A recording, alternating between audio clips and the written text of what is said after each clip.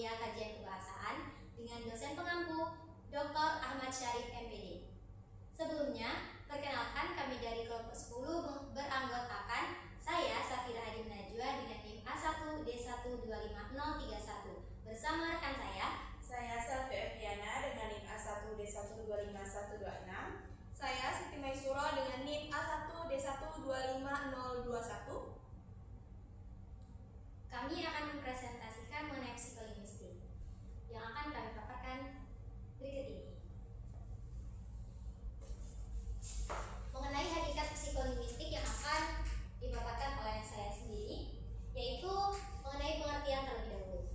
Psikolinguistik ini merupakan cabang ilmu yang menggabungkan psikologi dan linguistik, di mana psikolinguistik ini adalah pendekatan gabungan melalui psikologi dan linguistik bagi telaah atau studi pengetahuan bahasa, bahasa dalam pemakaian, perubahan bahasa, dan hal-hal yang ada kaitannya dengan itu yang tidak begitu mudah dicapai atau didekati melalui salah satu dari kedua ilmu tersebut secara terpisah atau sendiri-sendiri.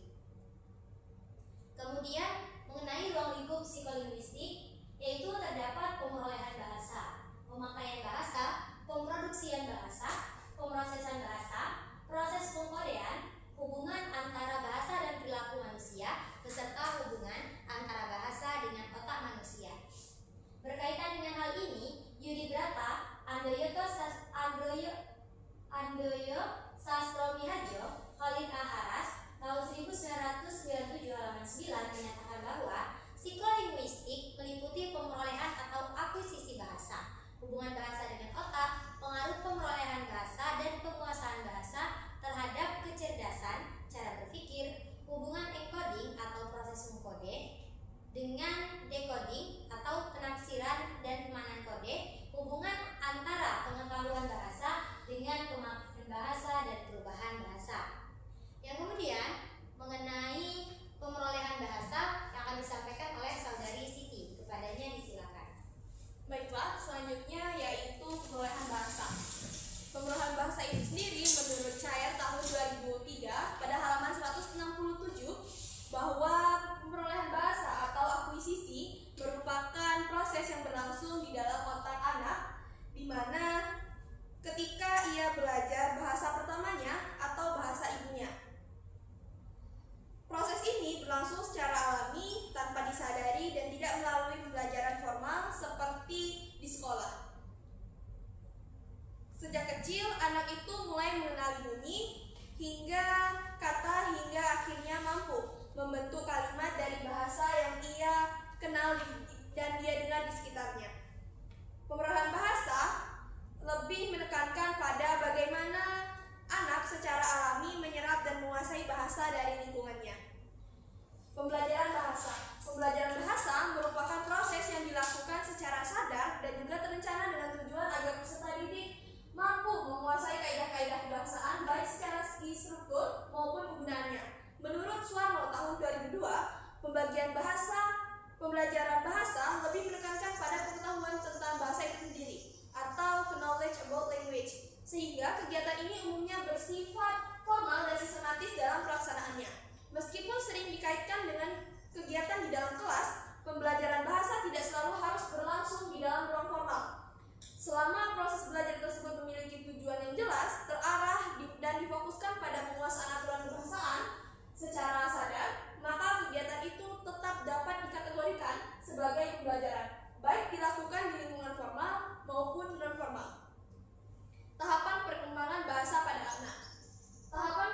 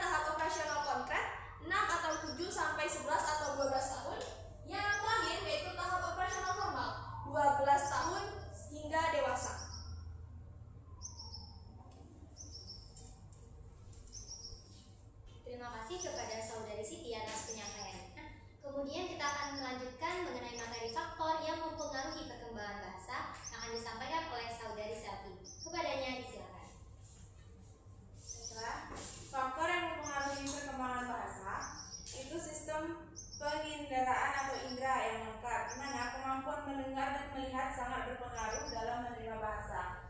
Yang kedua itu sistem saraf pusat atau otak yang baik. Itu otak berperan dalam memproses, memahami, dan menghasilkan bahasa.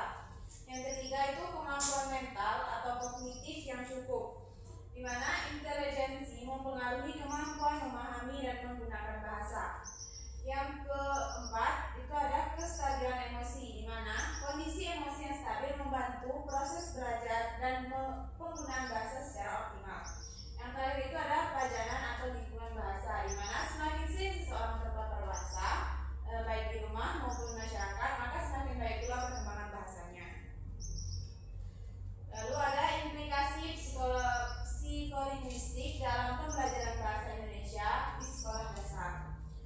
Pembelajaran disesuaikan oleh tahap perkembangan bahasa anak SD, masih dalam proses pengerolehan bahasa, sehingga pembelajaran harus bertahap dari yang sederhana ke kompleks.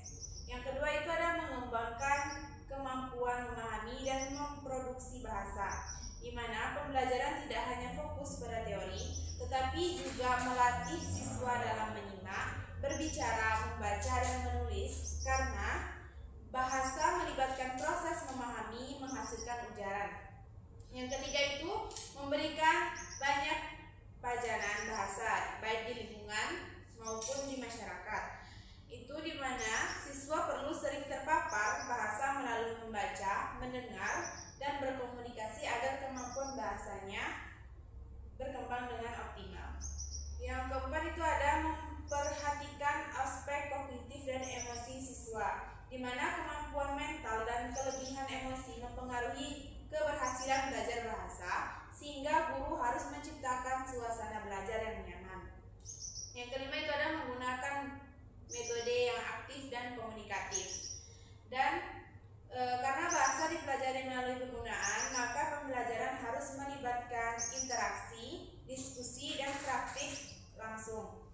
Yang keenam itu ada memahami dan mengatasi kesalahan serta gangguan bahasa, di mana guru perlu memahami bahwa kesalahan berbahasa itu adalah hal yang sangat wajar dalam proses belajar, namun serta mampu membantu siswa yang mengalami kesulitan atau gangguan bahasa. Yang terakhir itu adalah memperhatikan perbedaan individu siswa, di mana setiap anak memiliki kemampuan bahasa yang berbeda, sehingga pembelajaran perlu disesuaikan dengan kebutuhan masing-masing.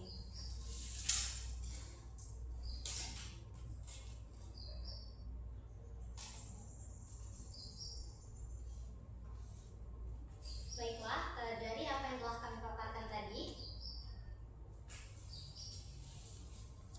dapat kami simpulkan yaitu psikolinguistik adalah ilmu yang mengkaji hubungan antara bahasa dengan proses mental manusia. Ilmu ini mencakup bagaimana bahasa diperoleh, dipahami, diproduksi, hingga digunakan dalam kehidupan sehari-hari. Pemerolehan bahasa terjadi secara alami pada anak